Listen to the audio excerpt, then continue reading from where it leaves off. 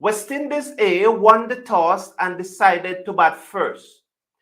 They made one change to the team that lost the first match, bringing in Aidan Walsh for Akeem Alain.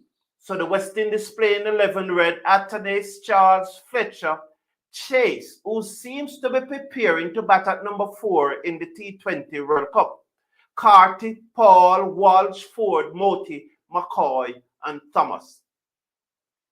West Indies in their turn at bat made 160 for 7 of their 20 overs. Fletcher, he made 43 from 36 delivery and magnificent support from Gudakesh Motie, who made 33 from only 8 deliveries. For a large part of the West Indies innings, no one expected us to reach 160. At the end of the power play, West Indies were 39 for 2 with Athanase and Charles gone. So in the first 6 overs, we only scored 39 runs. Between overs 7 and 15, we scored 54 runs while losing another 2 wickets. Yes, can you imagine that? Against Nepal, between overs 7 and 15, West Indies only scored 54 runs while losing 2 wickets. So after 17 overs, West Indies were 93 for 4. Then in the next 3 overs, we lost 3 wickets to be 119 for 7 at the end of the 18th over. But then it was the Gudakesh Motie show. For he took 19 runs along with Matthew Ford, who contributed 11 from 6 deliveries. 19 runs came off the 9th over. 22 runs came off the 20th over, propelling West Indies from 119 for 7 after 18 overs to 160. Gudakesh Motie, 33 from 8 deliveries. He flayed the ball into all parts of the ground. It was a magnificent innings from Gudakesh Motie as West Indies made 160 for 7 of their 20th over.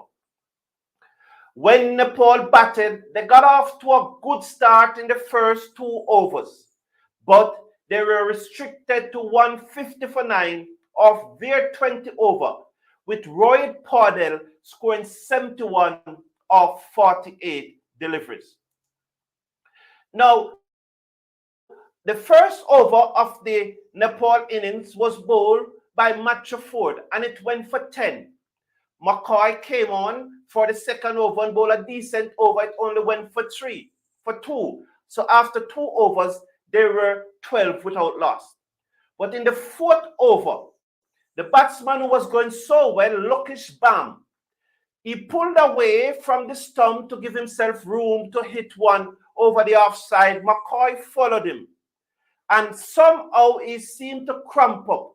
And he cramped up and he had to leave the field.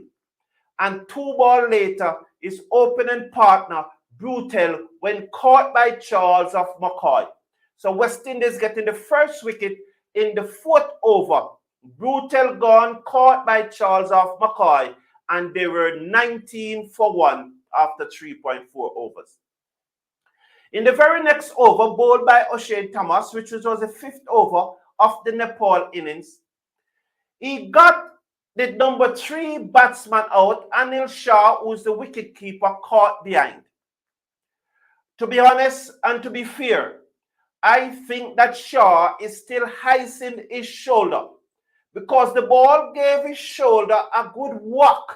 However, the Nepali umpire gave the batsman out. Very unfortunate.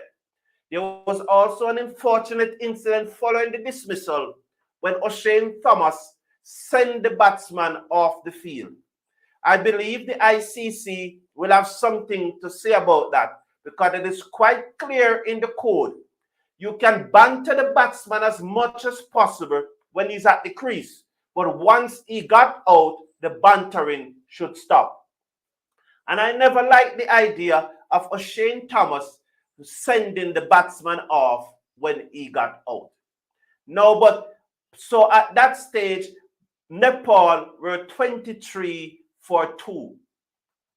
Their captain and leading batsman Rohit Paudel came to the crease and steady bowling by the West Indies, except for the very next over by O'Shane Thomas that went for 21 runs. West Indies was always in control.